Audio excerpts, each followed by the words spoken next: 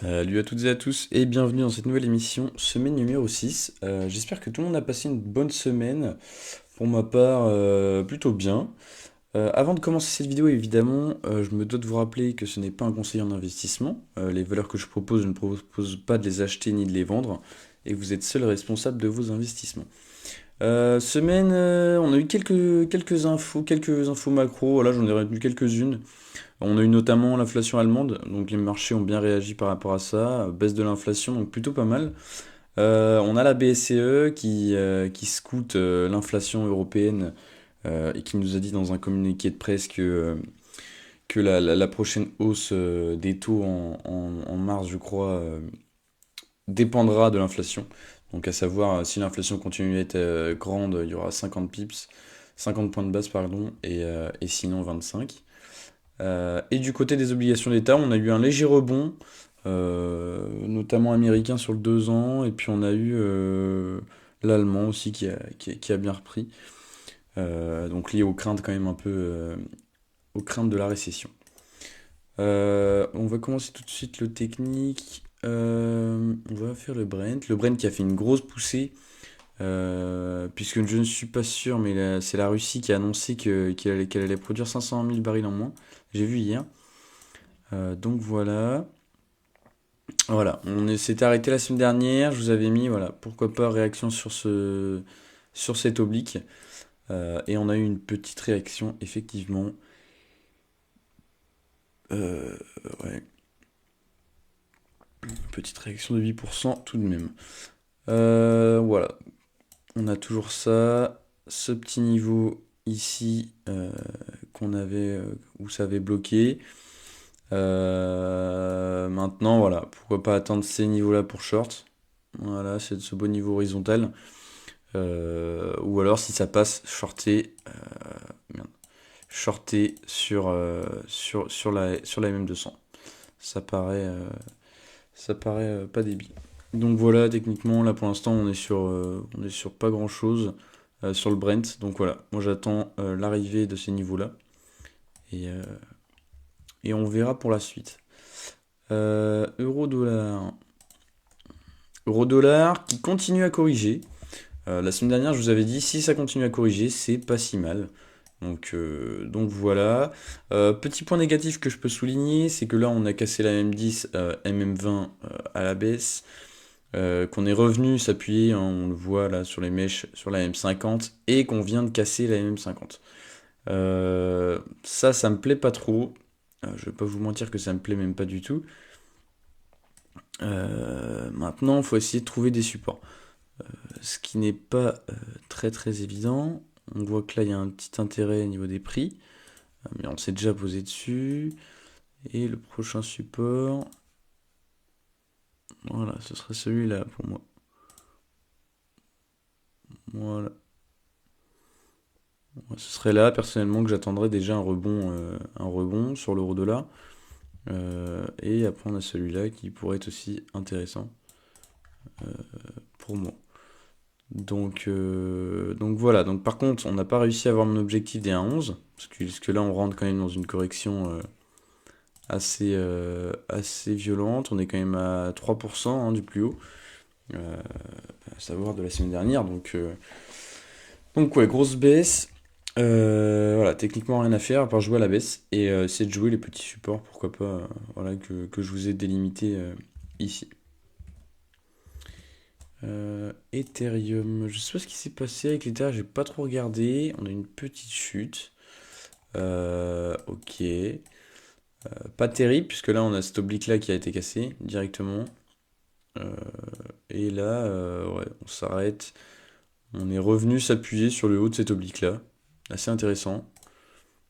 Voilà, pourquoi pas repartir. On a la MM10, on a la MM50 et MM200 en dessous, en soutien. On peut imaginer que là, le cours continue à rester au-dessus de l'oblique et puis reprenne de la force à la MM200 pour repartir. Ce serait pas du tout déconnant. Donc ça serait pourquoi pas un, un scénario que je privilégierais. Voilà, chose comme ça. Et bam, à la suite de la MM200 et de la MM50. 50. Donc pourquoi pas ce scénario là? On va voir par la suite, mais effectivement l'Ethereum là, pour l'instant perd un peu de sa force. On a quand même des volumes qui sont élevés, hein. On avait cette baisse des volumes, puis dès qu'on a eu la hausse, des volumes un peu plus soutenus. Et là on voit que même dans la baisse, les volumes sont présents, donc déjà c'est plutôt pas mal de ce côté-là. Le CAC 40. Alors, le CAC nous a fait encore une belle semaine, hein. Le CAC essaye de baisser, mais en vain. Euh, donc plutôt pas mal quand même. On a une semaine à moins 1,37, mais bon, c'est pas déconnant. On a vu qu'hier, on a fait on a fait une belle louche sur MM20 qui a été rachetée instantanément. On revient au niveau des M10, donc plutôt pas mal. Cependant, sur le CAC, je reste évidemment prudent. Voilà, vaut mieux se couvrir un peu sur le CAC. Pourquoi pas prendre quelques shorts pourquoi pas prendre quelques shorts, franchement. Puisque là, on est quand même dans un rebond qui se fait de plus en plus compliqué. On commence à avoir un peu de volatilité, des gros mouvements qui se font, hein, sur l'indice. Donc attention, mais comme à l'image du DAX, c'est exactement pareil. Faut faire attention. Le DAX, pareil, patine et n'arrive plus trop. Même si il arrive à récupérer ses moyennes mobiles, on voit que la 20 a aussi bien fait effet. Mais ça reste un peu compliqué là. Ça reste un peu compliqué techniquement sur le DAX. Le DAX, on voit que c'est à ce niveau-là à casser, hein. Voilà, ce niveau-là en clôture à casser, ce serait pas mal pour. Attendez, je pensais que je l'avais mis le plus haut sur le DAX. On va le mettre tout de suite. Tac. Donc ouais, donc déjà ces niveaux-là à casser, hein, pour la hausse. Et je vois qu'il y a un beau niveau de support aussi ici, qui n'est pas du tout à négliger. Il est un peu plus large, hein, quand même. Voilà. Donc là, on pourrait, pourquoi pas, être dans un petit range, hein. Ce serait pas non plus déconnant. On va retourner voir le CAC.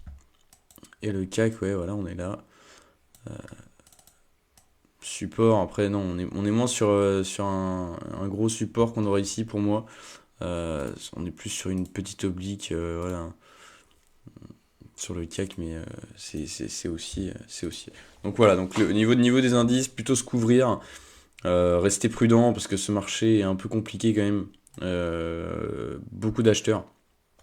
Donc attention. Mais pour moi, il faut se couvrir un peu dans ce marché. Ce serait pas mal. Une action que je vous parle assez souvent, Visiomed Group. Je vous en parle ces temps-ci puisque je l'ai trouvé assez intéressant. Déjà, je vous avais tracé ce support-là, là, ici. Voilà, ce support ici, qui a été touché, où le marché a un peu réagi. Et ce qui me plaît, c'était lundi ou mardi, je crois. Ouais, c'était mardi. On a eu une passation de titres. Dans le CO, dans le carnet d'ordre, il y avait 2 millions, 2 millions de titres à acheter. Ils ont été achetés. Et là, vendredi soir, j'ai vu qu'il y avait encore 2 millions de titres sur le CO. Donc le cours change de main. Et il y a des intéressés. 2 millions, c'est pas énorme, hein. Euh, euh, c'est pas énorme. Ouais, 0,35 on va dire, ça fait 700 000 euros. Mais il y a quand même des gens qui rentrent sur le cours, notamment je pense des fonds. Donc changement de main, donc plutôt pas mal. Même si là, effectivement, la figure, c'est pas terrible dans ce qu'il nous fait. Euh, mais c'est quand même plutôt bien. C'est quand même plutôt bon signe pour Visiomed. Voilà, on a une sorte de triangle. Oui. Donc ouais, c'est ça. Donc à voir Visiomed par la suite, mais c'est une action que j'aime beaucoup. Et il me semble que fondamentalement c'est très bien. Ça s'est vachement amélioré, hein, depuis les 500% qu'on avait vu, que je vous avais montré, voilà, depuis 2022, où on avait cette grosse poussée, ce changement de paradigme pour Visiomed Group. Donc à surveiller, pourquoi pas techniquement la sortie du triangle et, euh, et la voir en intraday, puisque je la trouve plutôt sympa. Tac, Puis en plus, il y a un peu de sous échangés, hein. Là, même une petite journée, c'est 300 000 euros, donc c'est plutôt, c'est plutôt cool. C'est liquide. Athos. Athos, un peu plus délicat. On n'a pas réussi à revenir sur ces niveaux-là. Et, euh, et on n'a pas réussi à casser MM200. Donc ça, c'est un peu négatif. La MM200, voilà, le cours vraiment n'arrive pas à passer au-dessus. Point positif, c'est qu'on réagit bien sur ce support qu'on avait délimité, je sais pas, en janvier, début janvier, une première ou deuxième semaine de janvier. Ce support est très puissant, hein, on le voit. Euh, donc très bien. Mais par contre, il va falloir casser la M200 pour repartir. Et aussi casser ce gros niveau de prix qu'on a là. Voilà, à savoir les, euh, les 13,44. Ça, c'est le niveau qu'il faut qu'on passe pour ensuite aller viser. Voilà, déjà les 15 que j'avais délimités, il me semble. Ouais, oui, voilà. Ce serait le premier niveau d'intérêt. Donc voilà. Donc, Athos, toujours positif pour cette année, mais casser la M200 pour après repartir et casser les 13,44. Ça, ce serait vraiment top. Juste, je vais regarder, on est à combien de... Ouais, on est à 12%. Athos peut vite les manger. Sodexo, ah bah j'avais pas vu. Sodexo, ok, bah pas terrible, hein. Sodexo, elle vient de nous casser ce support qu'on avait délimité ici, qui avait marché 4 fois. Plutôt 3 du coup. Et là, on repart à la baisse. Je pense pas qu'on ait une mauvaise nouvelle sur Atos, si. Non, je pense pas. Non, il me semble pas. Prochain niveau de support, voilà, on l'a ici. Très clairement, c'est le haut de l'ancien range. Donc on l'attend ici. Tac, tac. Hop. Ça, c'est le prochain niveau. Donc moi, personnellement, je sais que je vais suivre le cours quand il va arriver ici. Donc voilà, donc là rien à dire, on a cassé les supports. Si vous êtes rentré sur le support, votre stop a été touché normalement. Donc plutôt positif ça. Et on attend plus bas pour pouvoir racheter. Clairement. On a la M200 puisqu'il va arriver bientôt. Qui va bientôt arriver. Étonnant de voir quand même Sodexo craquer avant le CAC. Mais voilà. Euh, Là, je vais vous parler de ces trois actions-là, ces actions que je crois beaucoup, franchement, fondamentalement, qui sont très très intéressantes. On va commencer par Sanofi et je vais vous parler des autres après. Sanofi, oula, gros moment de volatilité ici là. Et on est revenu, c'est vrai que j'ai même pas fait gaffe, j'en ai en portefeuille en plus Sanofi, j'ai même pas fait gaffe. Et on est revenu au contact en dessous la MM200. On est revenu instantanément, on est sous la MM200, on a passé MM10, on est sous MM20 et MM50 et on attend cette foutue oblique. Mais c'est là qu'on voit que le cours est quand même très résilient. Quand Sanofi va casser cette oblique, euh, je pense qu'on va aller instantanément dans les 95 et après on peut aller viser plus haut. En tout cas, je pense. Donc voilà, rien à dire de plus, Sanofi. Voilà. Et une action que j'ai jamais trop regardée, mais qui me plaît beaucoup, c'est Spingard. Alors Spingard, c'est une société qui vend des équipements médicaux pour la chirurgie rachidienne. C'est la chirurgie rachidienne, c'est tout ce qui est près de tout ce qui touche à la colonne vertébrale. Chose très importante pour tous les handicaps, tous les paraplégiques, etc., etc. Euh, donc voilà, donc cours baissier depuis l'introduction, très clairement. Baissier depuis l'introduction. Cependant, on a une action qui a dégoté des super contrats. Là, on a eu des gros moments de volatilité hein, sur Spingard.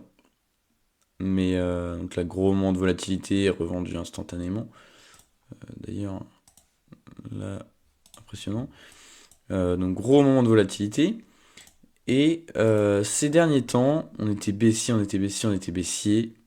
Et ce que je constate, c'est qu'avec Spingard, on est revenu ici et on s'est fait racheter. Et là, le cours a changé de main. On voit bien que le cours se rachète. Donc c'est plutôt pas mal. Elle fait des belles séances en plus. Et pas mal. Et apparemment, fondamentalement, c'est bien. C'est des. Elle est sur le point d'avoir de gros partenariats. Je sais pas, moi, c'est un mec que je vois sur Twitter. Et effectivement, ça m'a l'air assez intéressant. Donc, je vais m'intéresser à cette boîte qui me paraît plutôt intéressante. Et pareil, avec des objectifs qui peuvent être totalement délirants une fois que la boîte aura des gros partenariats solides. Donc, euh, donc, potentiellement, peut aller à 2 3 4 très rapidement. À savoir qu'elle elle est à 0,80, c'est pas non plus énorme. Euh, le cours fait des grosses RH pour après redescendre. Voilà, on a là aussi. Ce serait bien que le cours reste tranquille un peu avant de repartir puisque faut laisser le cours respirer. Mais plutôt pas mal. Donc pourquoi pas vous faire une petite vidéo review de Spinguard, de l'action, du business model, du produit, pour en savoir plus. Mais action assez intéressante. Action assez intéressante. Je vais vous parler un peu de CrossJect, évidemment. Ma petite CrossJect, qui conso, une petite conso sur CrossJect, hein, rien de bien foufou. Baisse des volumes aussi. On a une baisse des volumes sur CrossJect. Voilà. Et puis voilà, en rien de spécial, hein, il se passe pas grand chose. Voilà, moi, je vous avais dit prix pour accumuler ici. Bon, voilà. Je pense qu'on est dans une bonne zone ici pour accumuler. On voit qu'il y a des belles mèches. Après, voilà. Après, c'est possible aussi qu'on aille chercher ce gap-là. Totalement possible. Mais bon, voilà. Donc là, pareil, plutôt bien parti sur CrossJect, toujours positif, vous le savez. Et Amoeba, pareil, comme Spinguard, comme CrossJect, des boîtes dont je crois le futur. Et un futur assez proche, hein, là pour le coup. Amoeba, pareil, hein, on avait la news la semaine dernière, fin des OCA. euh, c'est très très positif. C'est on ne peut plus positif pour Amoeba. Ça a l'air plutôt bien géré en plus. Donc on va suivre cette action et surtout le business model pareil, hein, comme Spinguard. Pourquoi pas vous faire une petite vidéo review de ces boîtes-là et du potentiel qu'elles pourraient avoir en transparence évidemment, puisque moi à mon EBA personnellement j'en ai pas, Spinguard non plus. Mais pourquoi pas ouais, faire une petite review de ces boîtes-là et savoir le business model qu'elles ont et le potentiel qu'on pourrait y voir à moyen long terme. Écoutez, sur ce, j'espère que la vidéo vous aura plu. Moi, je vous souhaite un très bon week-end ensoleillé et je vous dis à la semaine prochaine. Allez, salut!